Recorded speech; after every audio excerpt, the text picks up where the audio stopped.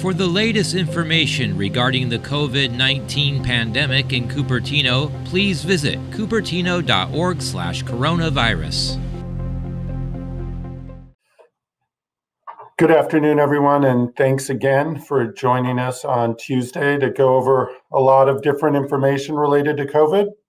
We'll talk about our normal case numbers, get into some details on the variants, our projections, vaccines, a bit of a reminder of unmasking, and then close up with some other important reminders about upcoming events. So without further ado, first slide, please. So we haven't seen a number like this in quite some time. 12,064 cases reported statewide. Again, Tuesday numbers a little lower, represents a lot of the Sunday data. 7-day average coming down now under 17,000. So positive news, still in the face of pretty robust testing, a little lower than when we've been averaging about 350,000 tests a day, but also not unexpected when people are less symptomatic, feeling less sick, fewer people are rushing to get tested. So not a surprise.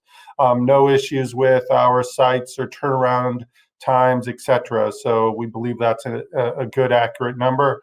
14-day positivity down to 7.2% as well. Next slide. Here again, you see an even lower 7-day positivity at 6.4%, a bit lower than that 7.2 at 14 days. And then if you compare 14-day test positivity as we do each week, you can see that we've had nearly a 40%, 38% to be exact, decrease over the last 2 weeks. Again, positive sign about the trajectory of transmission across the state. Seeing this in all parts, not just rural California, not just Northern California, but also the southern urban counties as well. Next slide. So we've been focused on hospitalizations, on ICU capacity for the last many weeks, nearly 2 months. We announced our regional stay-at-home order back in early December and been tracking this information throughout. So we've seen a nearly 29% decrease in hospitalizations for COVID over the last 14 days, 14,221 individuals in hospitals with COVID diagnoses as of yesterday. Additionally, good news, I've been sharing that we've been seeing about 4,000, upwards of 4,000 hospitalizations for COVID in a single day throughout the state. As of yesterday, we were in the 1,700 range for total hospitalizations, so more than half a reduction in new hospitalizations day over day compared to our peak. Similarly, this ICU number is a little bit harder to move. Individuals who need ICU level care with COVID often stay for quite some time. They're on ventilators, they're receiving other life-saving care to make sure they can get through the COVID disease. And so we're not surprised to see a slightly reduced, but still down number for ICU levels, now below 3,800 total individuals with COVID in our ICUs across the state. Number we're going to continue to watch, and I'll talk about in just a moment. Next slide. So here, a slide I showed a version last week to show where our projections are heading. We look at 4 weeks out, our total hospitalizations. This is not the ICU projections. I'll get to that next. We're anticipating that 30 days from now, so on the 4th of March, that we'll see fewer than half the number of people with COVID in our hospitals as we have today.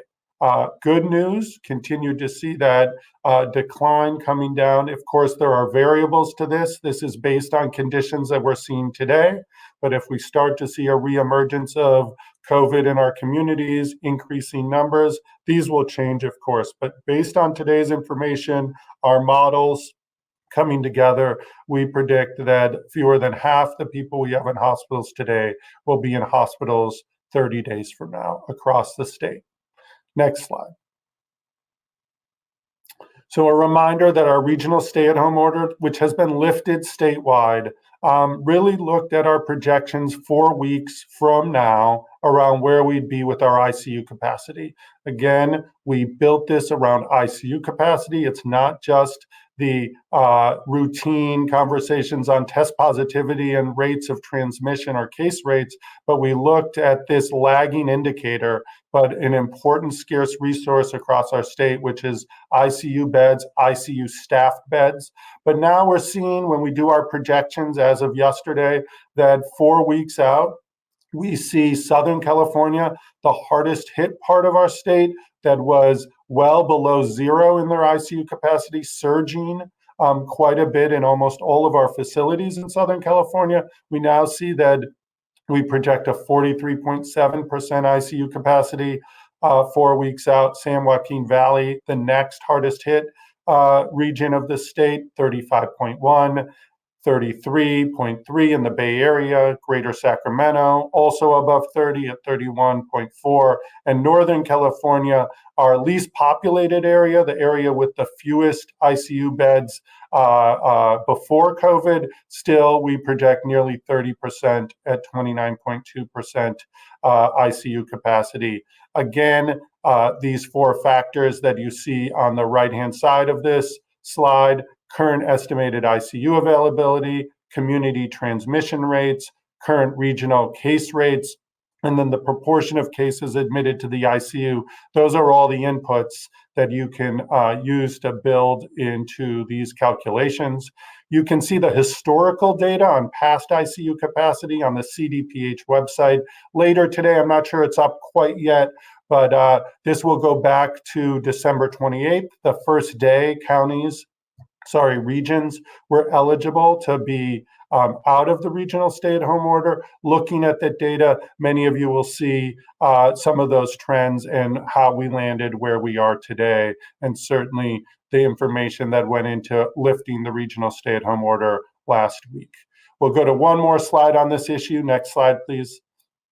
This slide, quite a detailed slide, but I think very useful to look at the various inputs to come up with our ICU projections. I used this last week, wanted to use it one more time to remind you that we look at the case rates in a region. We look at that R effective, that transmission rate, which, by the way, statewide is now well below 1. It's at 0.78 as of this morning.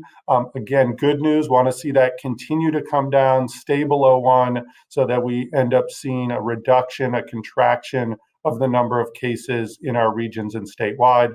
These two inputs give us that projected COVID cases. We then use that to look at projected new admissions, then new ICU admissions, and then with a bit of a formula of where people are being discharged at the ICU, compiling all of that, looking at our total occupied beds, our capacity, to then come up with a percentage projected ICU beds available in a certain region. I know, pretty complicated, but for those of you who've been tracking it, I think important for you to sort of get under the hood a little bit, understand how these projections are made. Again, some people want this to be in a model. We think of this as a projection, not a model. We use current inputs to determine what's going to happen 4 weeks out from now. A little different than the various models that have been used throughout the pandemic to predict transmission and other rates of infection. Next slide. So we've been talking a lot since the beginning about testing, about case rates, and watching various moments of the last many months when we had, quote, surges in cases. But over the past month, 2 months, we've been talking more about variants. These are, as I've reminded you before, different, the same COVID virus, but where the genes, the sort of blueprint for how the virus behaves might have a mutation here or there. And some of those mutations are meaningful and create what I call additional stickiness, more infectiousness of the virus, or in some cases, not the case here, as far as we know, but in some cases, mutations can affect the way a treatment works, the way a vaccine works, or even causing someone to become sicker because they have a variant strain as opposed to the wild type strain. We're continuing to actively sequence the virus here in California, building up capacity to do even more. We're watching the West Coast variant that we talked about a few weeks ago. Here we're seeing over 1,000 total variants between these two slightly different mutations of the same West Coast variant across our state. We reported both in Southern California, parts of the Bay Area, Santa Clara in particular, where this variant was being found. Again, unclear about its exact role in either making people sicker because they have the variant strain, or its impact on things like vaccine or infectiousness. So stay tuned as we continue to learn more there. And then the UK variant, a variant that we first talked about, continue to see cases here in California, although not rapidly increasing in the number that we're finding, still at about 133 cases identified across 5 counties, largely in the southern part of the state. So we'll continue to watch this. I know many of us believe this is an important detail, watching not just do we have COVID in our state, helps us through testing, but this sequencing element, understanding what type of variant or what type of COVID strain we're contending with, and will that change how we address and behave in any of our pandemic response elements. Next slide, please. So as we talk about case rates, we talk about the future projections, we look at things like the variant. It's an important time to talk about fundamentals. Masking matters.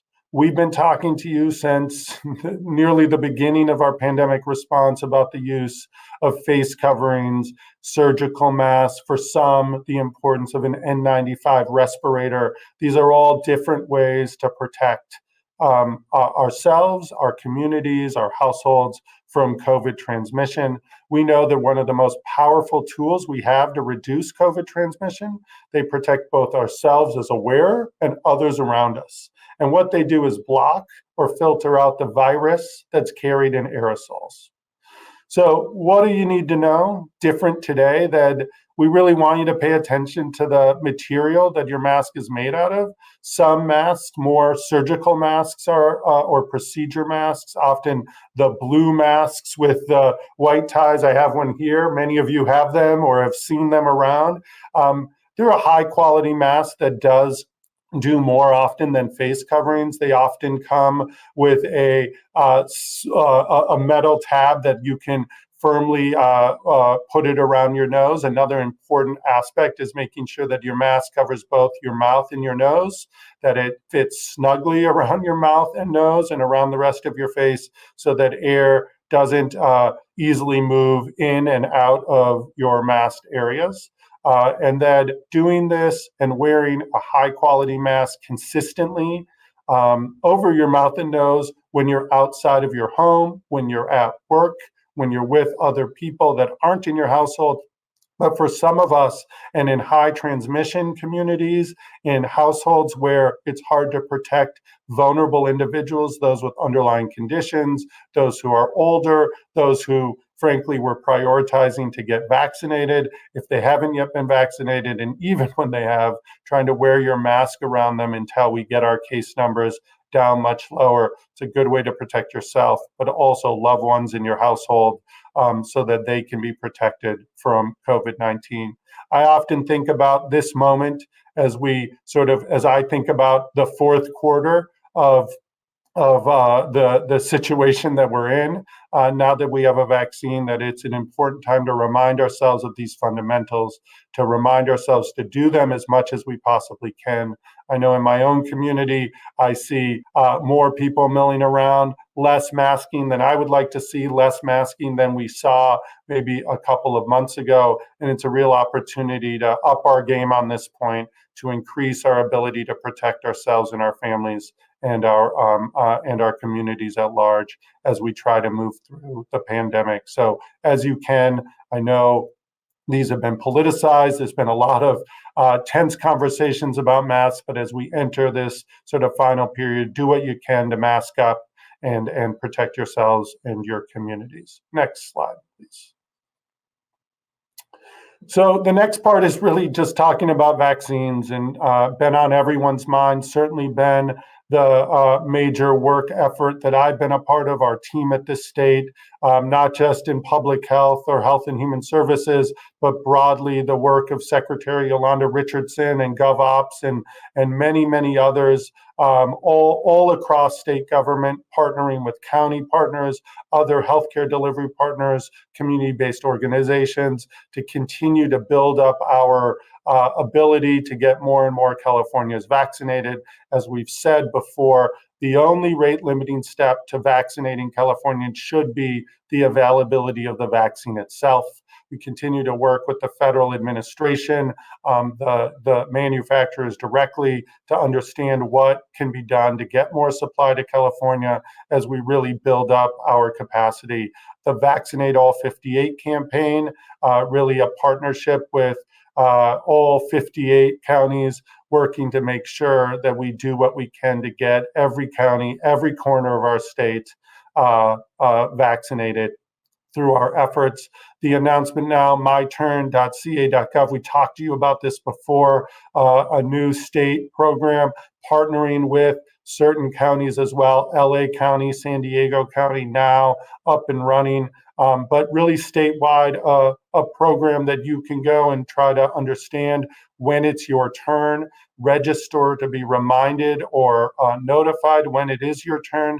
And in fact, if it's your turn to receive vaccine now in certain counties, San Diego, LA, later on statewide, you'll be able to register and get an appointment. The nice thing about myturn.ca.gov is it's also an opportunity to seamlessly move information about vaccination into the state database so we can know who's been vaccinated and continue to make sure we're reaching all Californians to get vaccinated. It also helps us communicate to our federal partners at the CDC the level of our use of vaccines in the state. We've been working hard around the clock on the data issues, as you'll see in a future slide, getting more of that data in a timely way so that we can notify all of you. We can track our own efforts, make improvements as we go, and also notify our federal partners about the level of vaccines. So check out myturn.ca.gov, and we'll keep you updated on how this tool can really help us in our efforts across the state. Next slide. This slide is really one I've shown you before, what we call our epidemiologic curve, where infections from testing, as we get more information from our test volume, it comes in a little bit late, but we're able to attribute on a specific day when a test was taken so we can get a sense of how the disease transmission has gone. This is not that curve, but it's similar in a way. This shows our ramp up. So if you look on the left side of this graph versus the right side, those lower bar graphs versus the tall ones on the right, that's essentially been the ramp up of California's vaccination efforts day over day over the course of the last approximately 8 or 9 weeks since we started vaccinating Californians.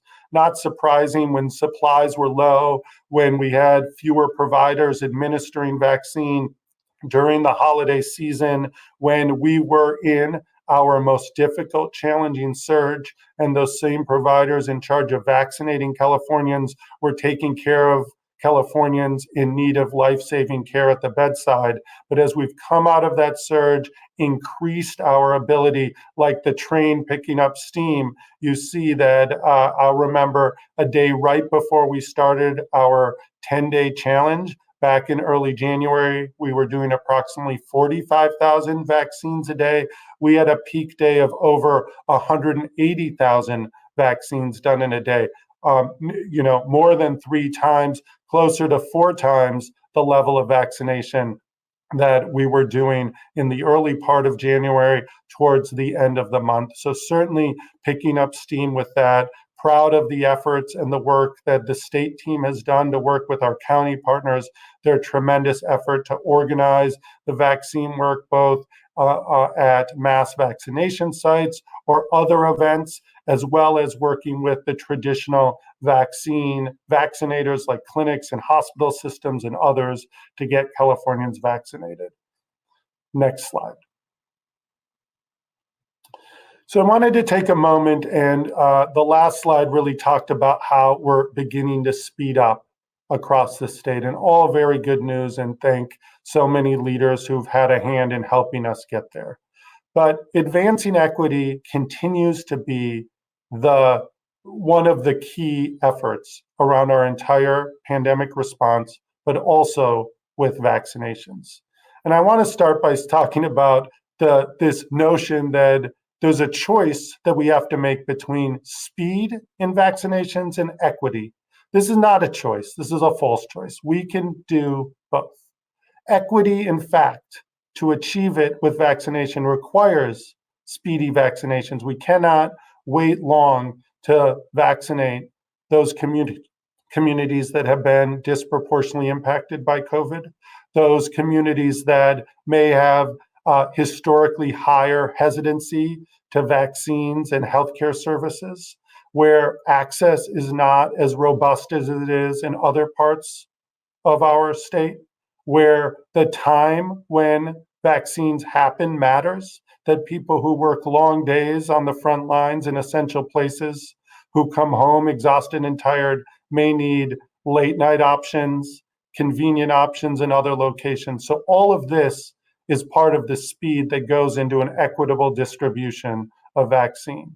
So as we work around racial equity, as we work to touch Californians who have underlying conditions or functional needs or severe disabilities, to make sure that we create touch points and opportunities to have vaccination be easy when that time comes. So looking at some key strategies, pay for performance, a sort of clunky healthcare term, which really means incentivizing people and paying them, those who are doing the vaccinations, to do well, do thoughtful vaccinations in partnership with communities in some of those hardest hit communities, supporting those vaccination partners to do work in communities of color, making sure that we're providing resources necessary to do the targeted outreach and engagement with community-based partners, the faith-based community and others, to make sure we're targeting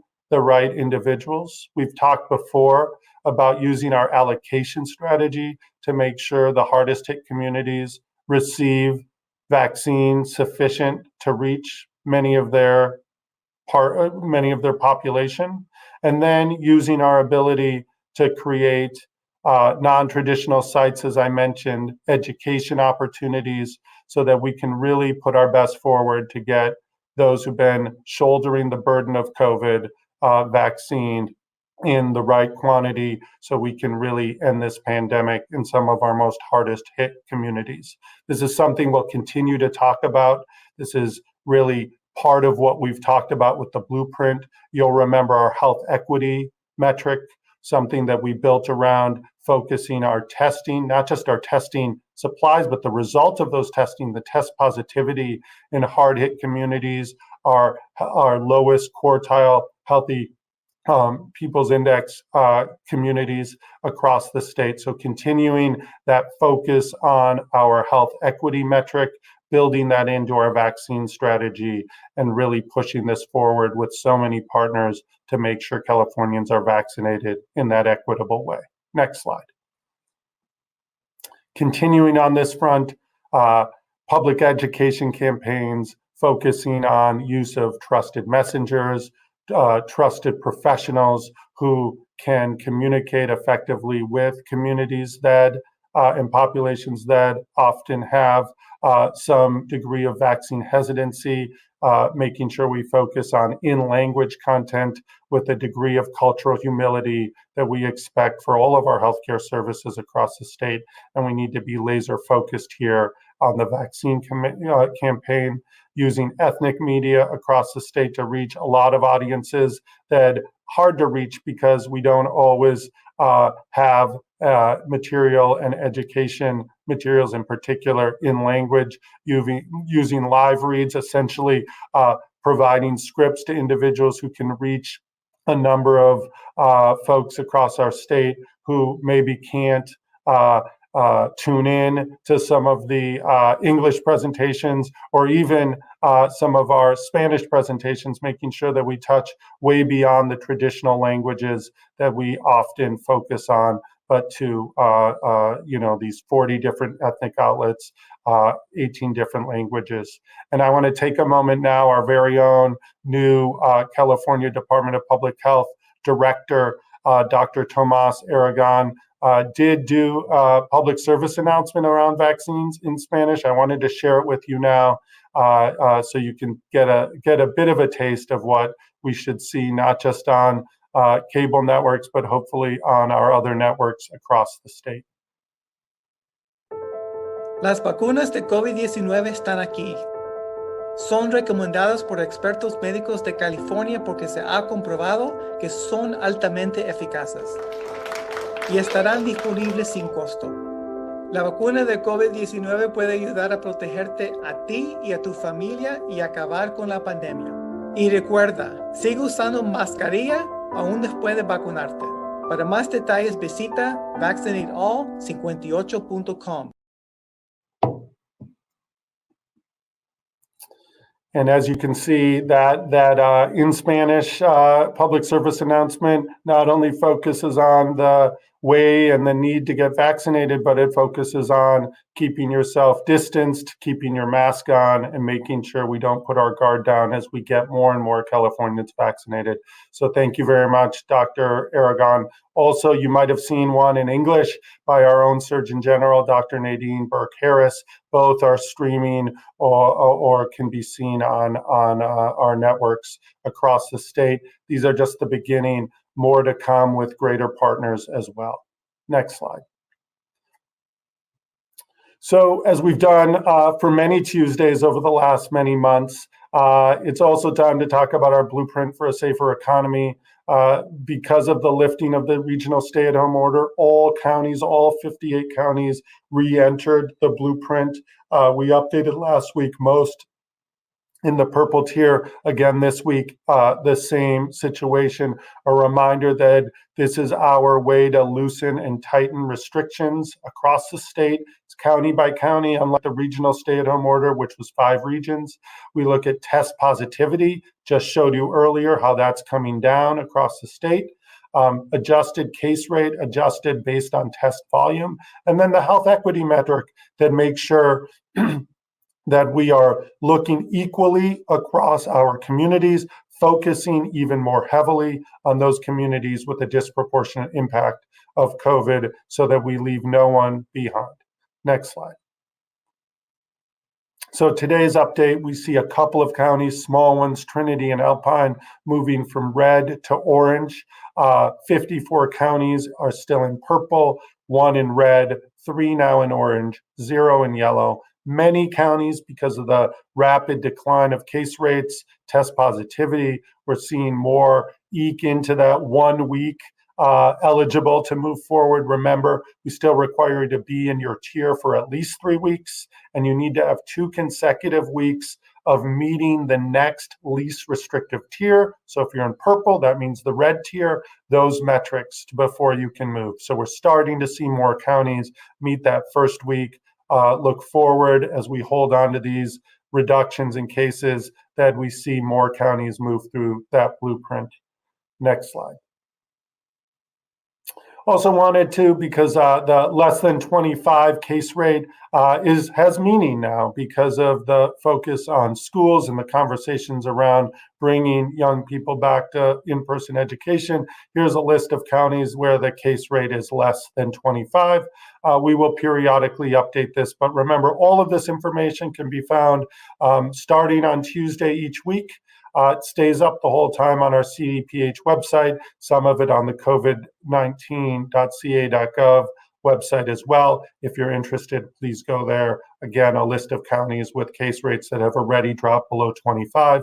You'll remember just a few short weeks ago, the state itself was knocking on the door of a case rate of 100 per 100,000 per day. So good news to see a number of counties below 25. Next slide, please. Before wrapping up, it would be a missed opportunity to talk to you about this upcoming weekend and other events. We saw around Thanksgiving the weeks before Thanksgiving, even with Halloween, some major sport events, some success in the Southern California region with the Dodgers and the Lakers winning, that was the beginning of a surge that led to a lot of death in California, a really hard and dark period. And we now have another opportunity to keep our guard up and prevent the beginning of another story of increased cases. So we want to see around the Super Bowl an exciting day, an exciting event for many, one that was even last year a big moment for gathering and coming together. But we want to make sure that this Super Bowl does not become that next big spread event, that we do what we can and keep our guard up. I know it's hard. I know many people looking forward to gathering, but as much as you can, let's not have the Super Bowl become the next beginning of a huge surge here in California. You can celebrate the game, watch it with your household. And if you are with people, another household in the backyard watching it, keep your distance, keep your mask on, try to share as little as you can, except the cheers of the game when it's appropriate.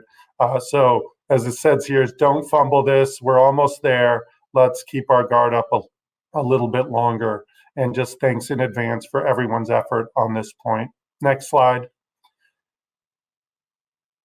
And then soon after Lunar New Year, the following week, again, a chance and an opportunity for many Californians to celebrate as we have in prior years. But this year it should, and I hope it does look different as much as you can avoid in-person gatherings.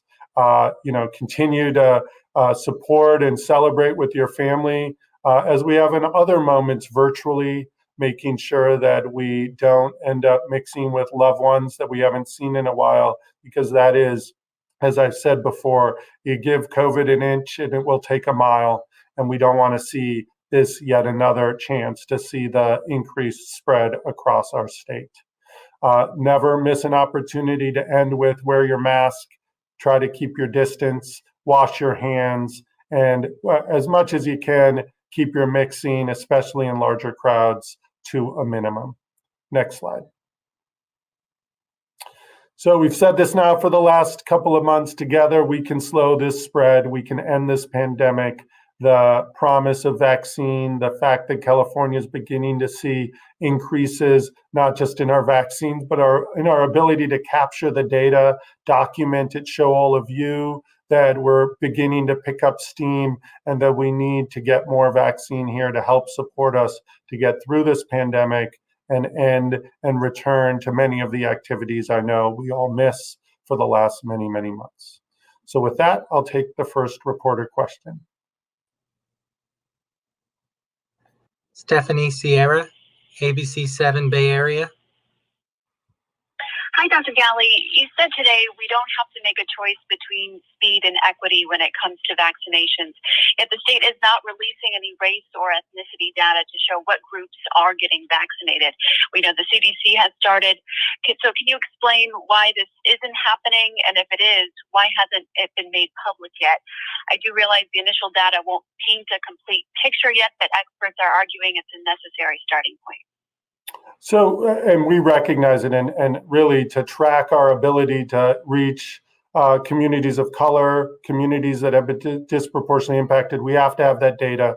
We're working on it with our local partners to make sure that we have as accurate as you can. I'm glad you pointed out it's going to be incomplete at the beginning. It will continue to get better. That transparency is important. It's helpful to us to make sure we pinpoint our activities. So stay tuned. I'm not exactly sure when we'll be releasing it.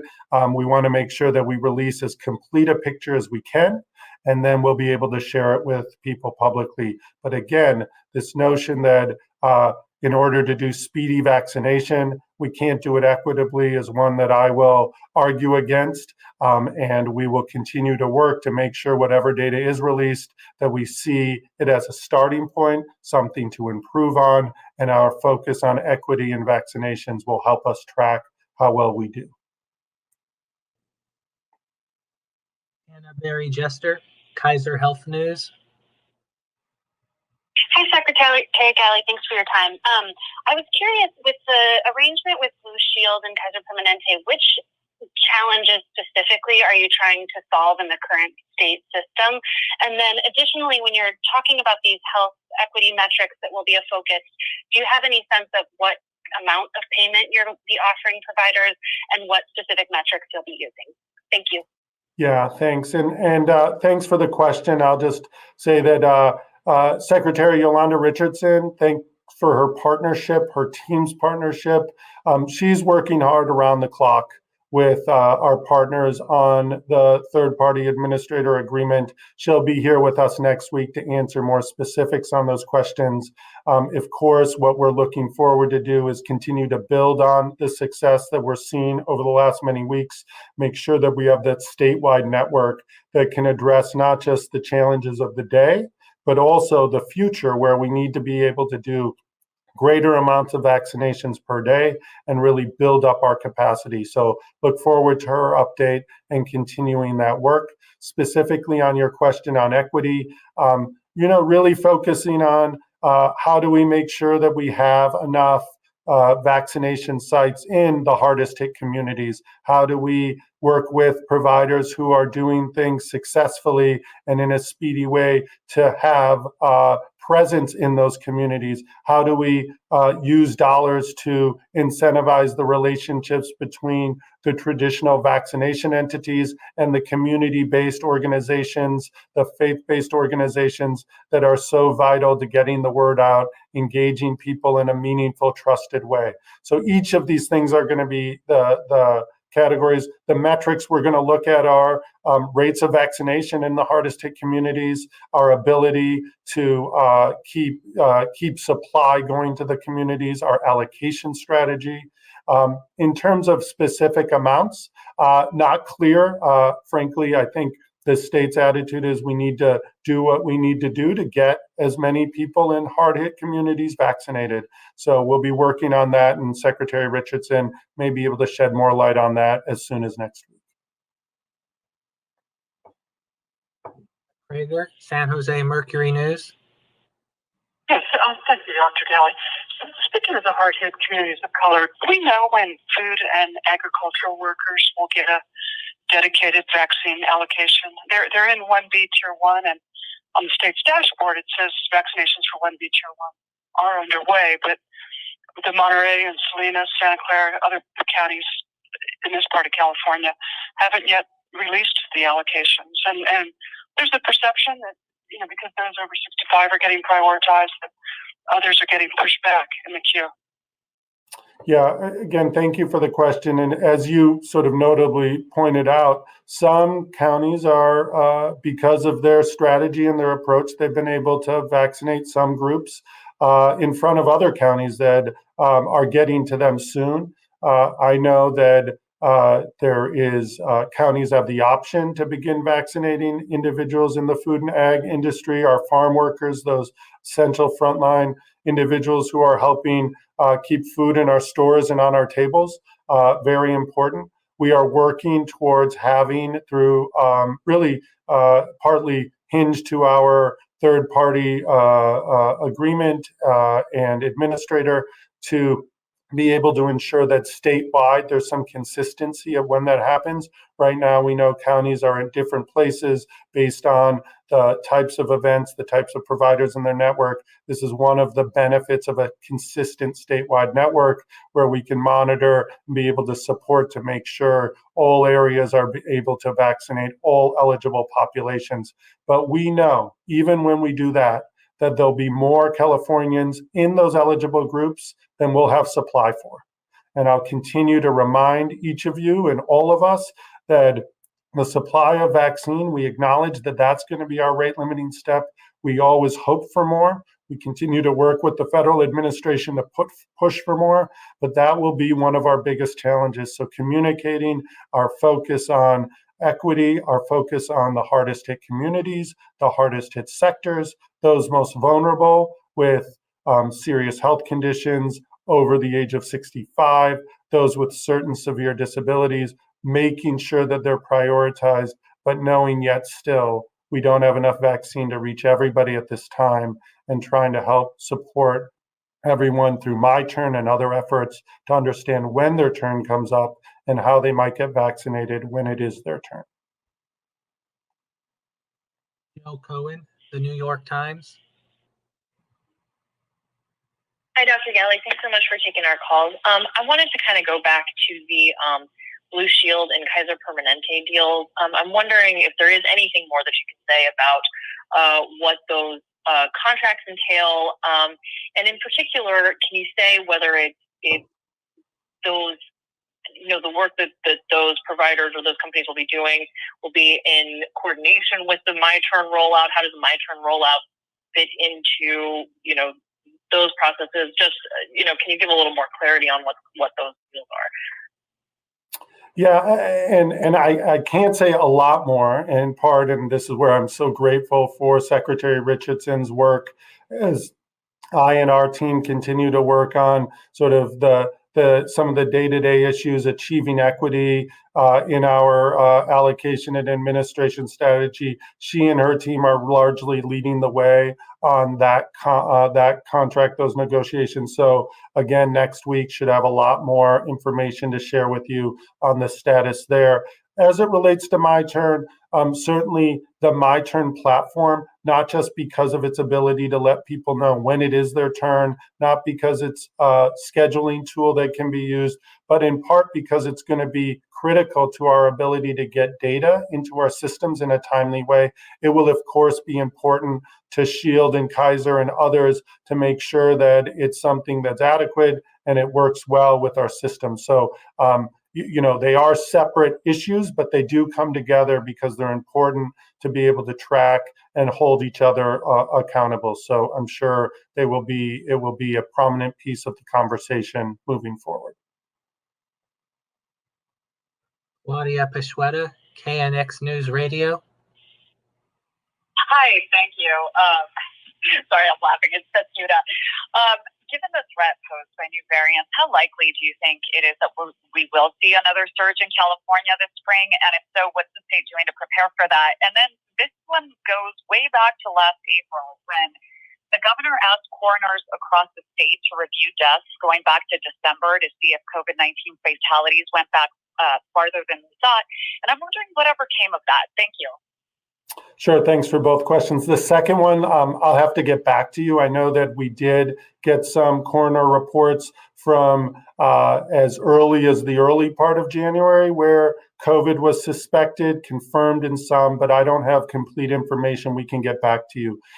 In terms of the variants and frankly, the wild type virus, what we've been sort of calling COVID-19 the whole time, the chance for another surge in California is real. It's still circulating. COVID is in our communities. Our case rates are down, but they're not low.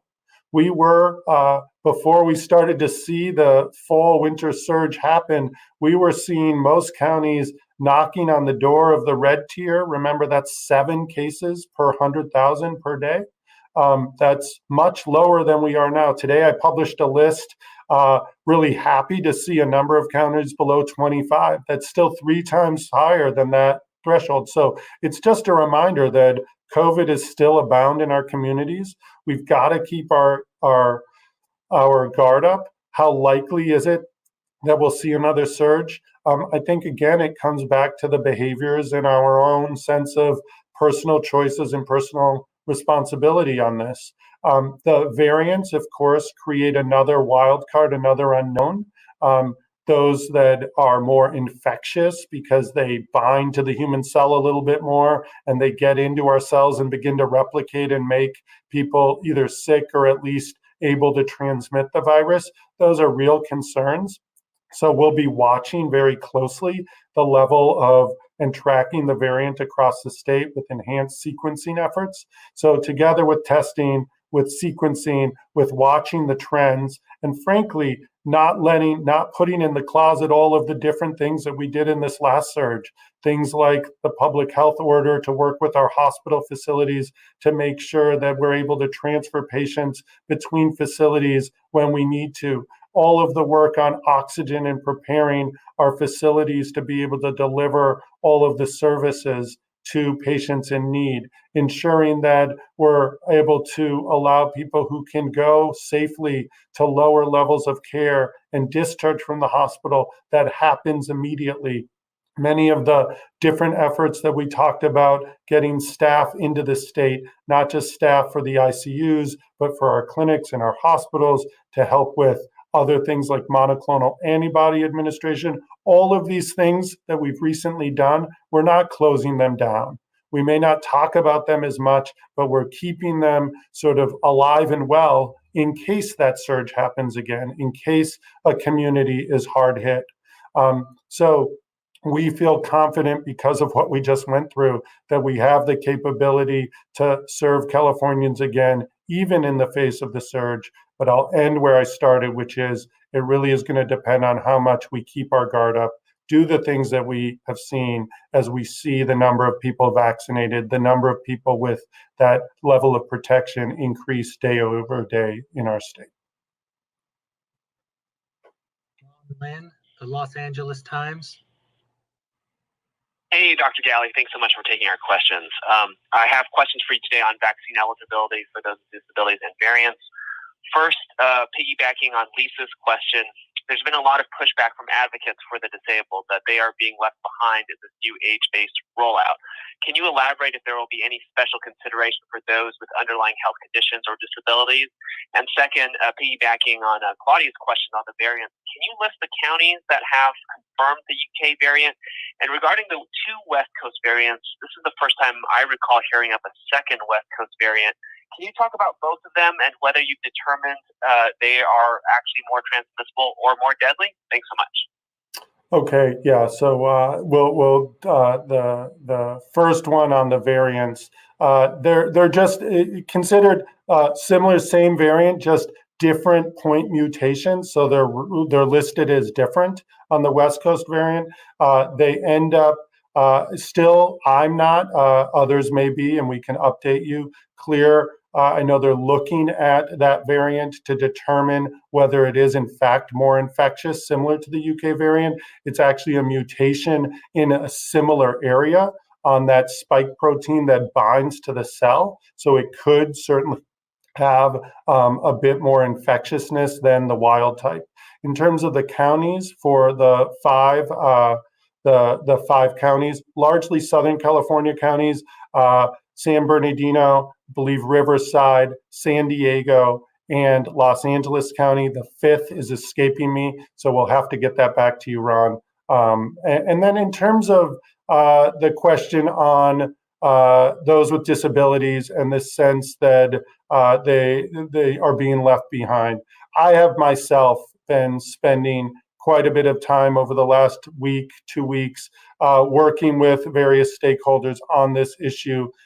We are leading our vaccine effort by focusing on protecting those who have the highest risk and those who may suffer the worst consequences from COVID. So working with the disability community, working with those who take care of individuals with serious chronic conditions, beginning to galvanize around a policy that we will announce later that brings together an opportunity to vaccinate those individuals, all in the same vein where we focused on those older Californians, those with some of the most significant exposure, so that we continue to save lives in California, not just with our actions, not just with our hospital capacity, but also now with vaccines.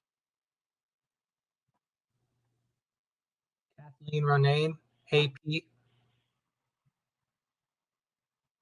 So two topics. First of all, I just want to clarify based on what you just said that it sounds like some type of new plan will be coming out soon for how we are handling vaccination for people with disabilities, and you have a timeline on that. And then second topic, can you describe in a little bit more detail how and why the state decided to choose Blue Shield for this new partnership? Did other companies have a chance to apply? Was this something that was sole source? And do we have an estimated cost for this? And what is it going to mean for people who are already waiting for appointments through the hospital counties, their counties or pharmacies under the existing system? Yeah, so on the first part of it, first, thank you for the question. And on the first part, working now and actually spending time bringing together a number of the different stakeholders, advocacy group, provider groups to determine the best way for us to ensure that those with serious disabilities, severe disabilities, and severe underlying conditions do get access to vaccine in an equitable, thoughtful, planned way. So beginning some of those conversations more intensely, and that will help us drive the timeline as to when some larger consideration is announced. And also, as I said in an earlier response, the availability of vaccine, always top of mind on these issues, making sure that we're able to both successfully and adequately deliver on the promise of adding additional people onto our eligibility list. So working hard on that, and not just working within state government or county government, but broadly with a number of stakeholders. I myself personally looking forward to making sure that we have a plan that focuses on equity, focuses on access, and meets the unique needs of those various groups. With regards to the SHIELD questions, again, better left for Secretary Richardson to talk through the process and how we arrived to these decisions and this point. For your last part of your question, part of the transition, part of the collaboration, part of this notion of building upon what has already been put in place in our counties and with other providers is to ensure that those who are queued up, ready and waiting to get their appointment, to get their vaccine, that we do not disrupt in this transition period any of those appointments, any of those promises that have already been put out there. We know that Californians depend on consistency and reliability, as they should, and ensuring that these transitions and these augmentations don't disrupt that in any way. Final question, Victoria Colliver, Politico. Hi, Dr. Ghaly. Speaking of vulnerable groups and those at high risk, we haven't heard a lot lately about the homeless and incarcerated populations that were supposedly in the second tier of phase 1B. And I was wondering, so where's the state on that in terms of focusing on those groups? And then the other question is the state actually issue guidance for the first tier essential workers in phase 1B, like more detailed guidance? Thank you. Yeah, thanks, Victoria, for the question. So the guidance on the specifics of the first tier 1 of 1B on the sectors is coming out shortly. Those specifics of exactly who is in those groups and some more specifics that is being worked on actively and will be posted shortly, hopefully between now and next week. You will see that available and announced in a different setting. In terms of the vulnerable populations, both the homeless and those incarcerated, important populations that we're working with our county partners with to determine how and when to vaccinate. Again, the focus on the most vulnerable in those populations, those who are over the age of 65, of course, and as soon as we get through some of the additional stakeholder engagement and planning around those with disabilities, functional needs, and those with serious underlying conditions that do lead to bad outcomes with COVID-19.